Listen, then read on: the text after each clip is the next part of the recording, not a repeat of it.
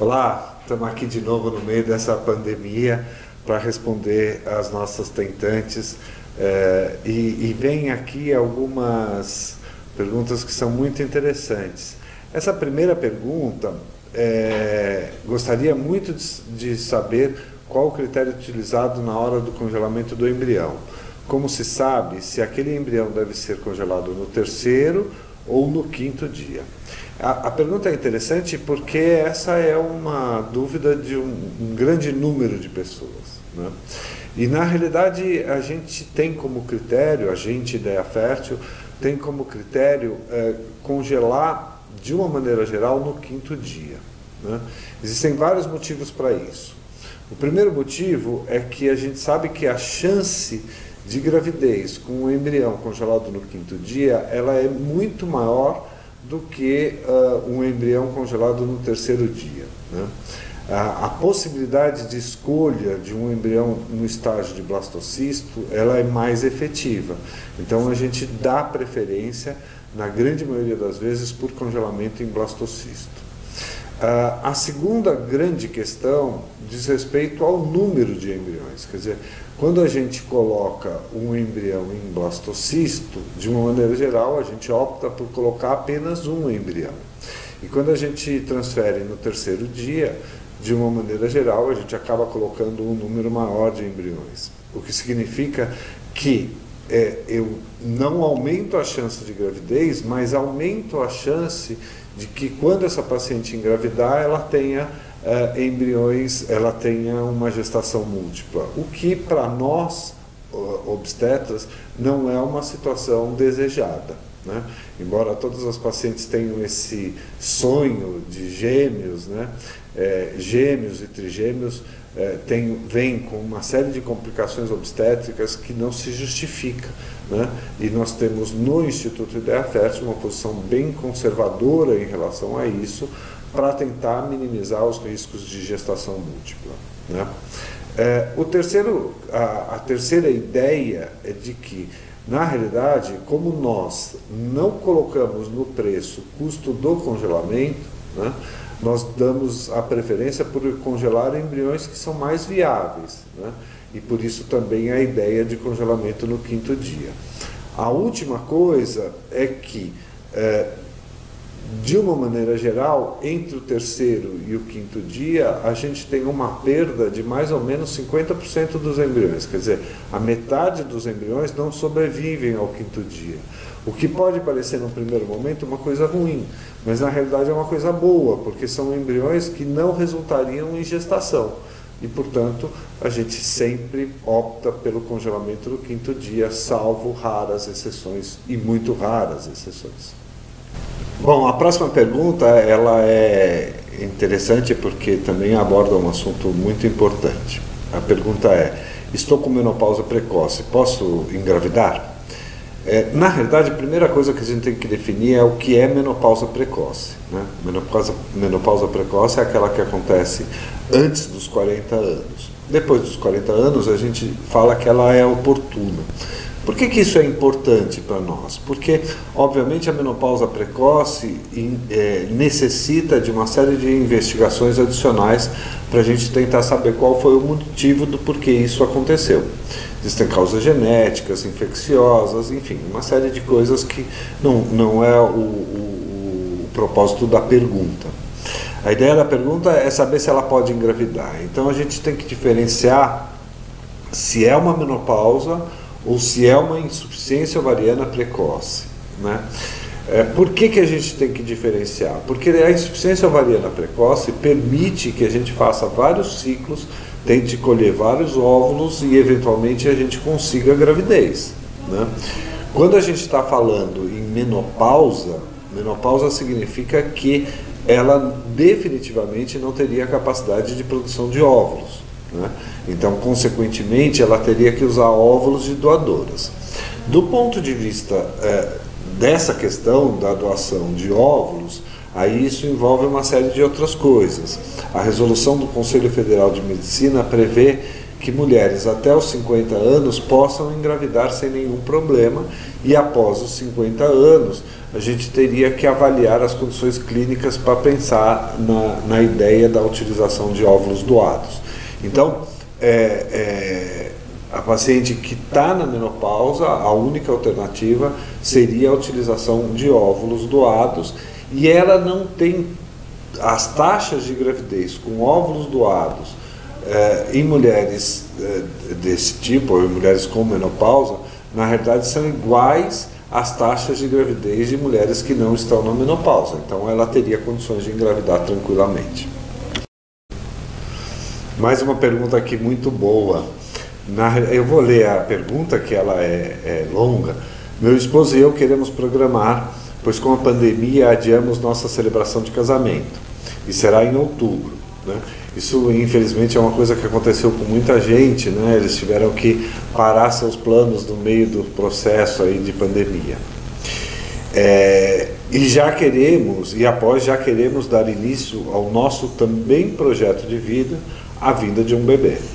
Hoje estou com 40 anos, com a saúde em dia, bons hábitos alimentares, atividades físicas, e meu esposo também. Através da histerosalpingografia, descobri que é a obstrução das trompas. Então, e ela quer saber uma ordem de grandeza em relação ao custo do tratamento. Óbvio que o custo do tratamento a gente não vai falar por aqui. Existe um setor do Ideia Fértil chamado Planejando o Seu Bebê, que você pode conversar, mas na realidade, antes de mais nada, o que você tem que fazer é passar por uma avaliação. Eu acho que você pode passar por essa avaliação, inclusive online. Nós temos um programa de FIV à distância nesse período de pandemia. Esse programa já vai fazendo o pedido dos seus exames, já vai programando tudo para que você possa eventualmente pensar na gravidez depois do final do ano. Porque já que você tem uma obstrução das duas tubas, né, das trompas uterinas, você necessariamente vai ter que fazer fertilização in vitro. Então, acho que vocês devem deixar todos o tratamento preparado, né, deixar todos os exames feitos, realizar essa consulta virtual, enfim, deixar tudo direitinho para que a gente possa fazer a programação do seu tratamento. Existem diferentes protocolos de tratamento, né? Existem diferentes formas, com biópsia de embrião, sem biópsia de embrião. Então, isso envolve uma série de custos que são muito diferentes para aquele tipo de protocolo que a gente definir e para que a gente combinar que vai ser feito. Outra pergunta bastante importante aqui, hoje estão vindo muitas perguntas que são muito pertinentes, né? Ela pergunta, ela tem um tipo sanguíneo que é A negativo, o marido é B positivo, e quer saber se isso interfere em algum momento no processo de fecundação, implantação, conseguir levar a gravidez até o final, e se tem que ter algum cuidado. Bom, na realidade, o grande problema do tipo sanguíneo é a incompatibilidade entre o fator negativo e o positivo, né? E essa é longe o maior problema de incompatibilidade sanguínea. O grande problema, na grande maioria das vezes, não está na primeira gestação, está em gestações subsequentes, né? Por quê? Porque, imaginando o seguinte, a mulher é RH negativo, o filho que está sendo gerado é RH positivo, né? E negativo significa a ausência e o positivo a presença. Então, o que acontece no fator RH, né? A mulher, esse sangue do bebê pode entrar em contato com o sangue dela e sensibilizá-la, quer dizer, ela começa a produzir anticorpos contra o fator RH positivo, né? E isso é visto através do teste de Cumbis. Então a gente consegue avaliar se isso aconteceu pelo teste de Cumbis. É fundamental que a gente saiba, né, o sangue do bebê para fazer a profilaxia dessa sensibilização, né? Existem uma série de, entre aspas, vacinas, né? Polgam, Matergam, enfim, várias dessas vacinas que podem ser utilizadas durante a gravidez e após o parto, com certeza. né? Então, isso é uma conduta de cada um dos obstetras, eu não vou discutir isso agora, mas para responder a pergunta se isso influencia, não influencia, desde que seu teste de Cumb seja negativo, você não vai ter nenhum problema na gestação. Outra pergunta é: existe cirurgia para as trompas obstruídas? Se sim, é garantido que consiga engravidar naturalmente? Bom, essa é a pergunta de $1 milhão, né? Na realidade, primeiro, antes de responder a pergunta especificamente, nada em reprodução humana a gente pode afirmar que vá haver gravidez, né? Nenhum processo. A gente fala sempre em probabilidade, em chances de gravidez. A trompa obstruída, ela tem vários níveis de obstrução e várias dificuldades do ponto de vista cirúrgico de resolver essa obstrução. Em geral, as cirurgias que têm o melhor prognóstico, quer dizer, aquelas que têm mais chance de engravidar, são as lesões da parte distal, né? Quer dizer, o finalzinho da trompa, quando ela tem algumas características. Não vale a pena a gente discutir agora, mas o que você tem que discutir com o seu ginecologista e com o médico que faz reprodução humana é se esse tipo de obstrução vale a pena fazer a correção cirúrgica. Existem algumas situações em que também é obrigatório fazer a cirurgia, porque quando a trompa está muito dilatada, e a gente dá o nome de hidrossalpinge disso, quando ela está muito dilatada, às vezes é melhor retirar a trompa, né? Porque essa trompa dilatada diminui as chances de gravidez no processo de reprodução assistida. Bom, gente, hoje eu estou adorando aqui as perguntas, elas estão super boas. A taxa de implantação e gravidez clínica após fertilização in vitro em pacientes com adenomiose são menores? Se sim, existe alguma forma de aumentar as chances de dar certo? Bom, primeiro cabe aqui para quem estiver me ouvindo uma explicação do que é a adenomiose, né? E eu vou dar aquela explicação que é a explicação clássica, né, que está nos livros de ginecologia, que existem dois tipos de endometriose. Na realidade isso não é bem assim, mas para facilitar a explicação talvez seja interessante. A adenomiose e a endometriose. A adenomiose é a endometriose que invade a parede do útero, então o útero vai crescendo, né? E a endometriose seria a presença do endométrio fora da cavidade, né? A adenomiose está dentro da cavidade, invadindo o músculo, e a endometriose estaria fora. Bom, existem também alguns tipos de adenomiose, mas eu vou falar aqui da resposta que é sobre o tipo mais comum, né, e que é o tipo mais frequente. Então, na realidade, a resposta é sim, né? E o tratamento seria um tratamento muito semelhante àquele das pacientes com endometriose em atividade, que vão fazer fertilização in vitro, né? E isso, existe um tipo de protocolo que a gente utiliza, que é um protocolo ultra longo. Na realidade, a gente usa o remédio que faz como se fosse para ela entrar na menopausa 3 meses antes. Isso reduz de forma significativa o processo inflamatório, que é, no frigir dos ovos, aquilo que faz com que não haja implantação. Reduzindo esse processo inflamatório, a gente faz a transferência dos embriões. Então, de uma maneira geral, é esse o tratamento que a gente faz na tentativa de aumentar um pouco a chance de gravidez. Agora, é uma pergunta que é sempre uma pergunta recorrente, né, sobre se os nossos valores são acessíveis.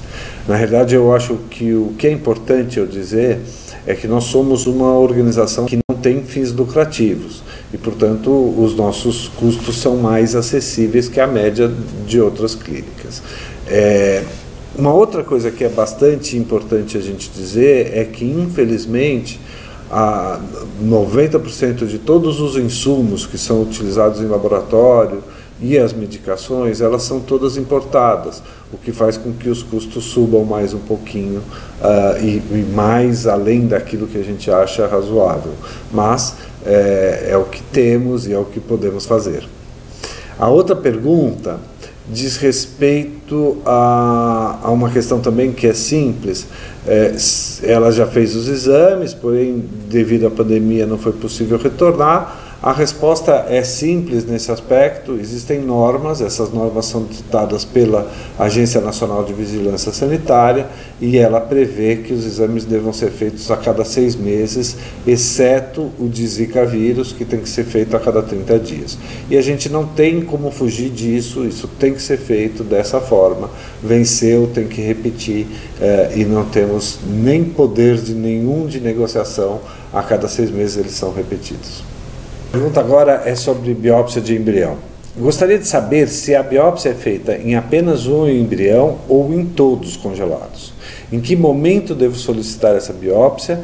E ela fala ainda que tem 38 anos e tem 11 embriões congelados. O doutor pode passar uma ideia sobre os custos desse procedimento? Bom, vamos lá, vamos responder isso por etapas. A primeira etapa em relação ao custo. Em relação ao custo, novamente, eu acho que você tem que conversar com a sua enfermeira madrinha, conversar com o médico e conversar no Ideia Fértil, no setor de Planejando Seu Bebê, que eles podem dar a noção exatamente desse custo. Mas o que você tem que saber é que o custo é composto por duas partes, né? A primeira parte, que é a biópsia propriamente dita, que é a retirada de algumas células do embrião. Esse embrião tem mais de 100 células e são retiradas 7, 8 células para fazer a análise. Enquanto isso, o embrião fica lá na caminha dele, guardado, fica bonitinho aqui com a gente tomando conta dele. Bom, e aí essas células são mandadas para análise. O custo do laboratório, quer dizer, aquele que é o procedimento de retirada dessas células, é um só. Tanto faz se eu tenho 2, 3, 4, 5 embriões. O que varia é o custo da análise dos embriões, né? E aí o custo ele é individual. Cada embrião tem um custo de um embrião para ser analisado, tá? Então, o que significa isso? Significa que você pode, neste momento em que os embriões são biopsiados, decidir quantos você vai pedir para serem analisados.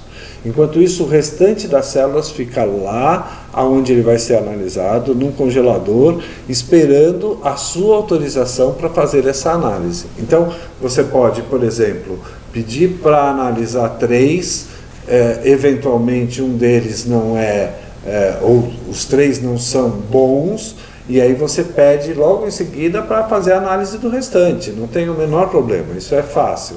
Só que aí você paga a primeira análise dos 3 e depois, se precisar, você faz o dos restantes, tá? Então, acho que é essa a ideia.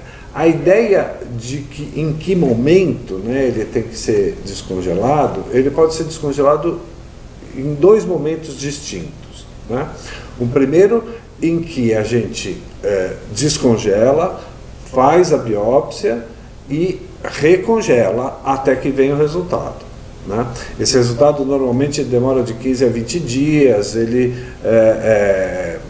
demora um pouco para ser feito, mas existe a possibilidade, e obviamente com um custo maior, de você ter a análise de um dia para o outro, né?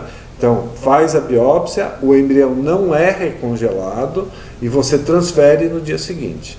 Mas nesses tempos de pandemia, infelizmente, a gente não pode fazer não pode tomar essa atitude, porque a Vigilância Sanitária, a Agência Nacional de Vigilância Sanitária, proibiu as transferências nesse período. A outra pergunta é se oligospermia tem jeito, né?